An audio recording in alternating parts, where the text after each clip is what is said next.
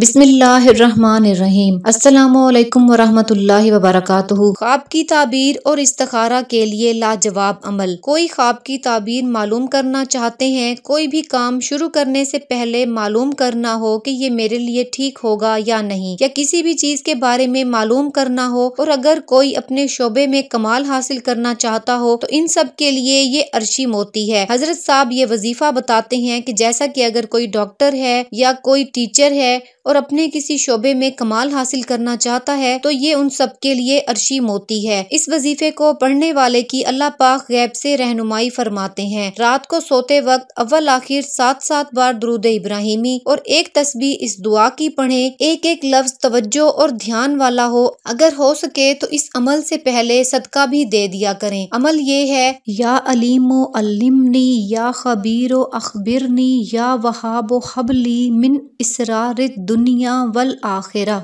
Note: अमल शुरू करने से पहले 7 बार ला हौला वला कुव्वता इल्ला बिल्लाहिल अलीय्यिल अज़ीम पढ़ लें ताकि अमल में शैतान की मुदाखलत से महफूज रहें। अल्लाह पाक आपको दुनिया और आखिरत की तमाम खैरें अता फरमाए। सदका जारिया की नियत से वीडियो को लाइक और शेयर कर दें। जज़ाकल्लाह। अल्लाह हाफिज।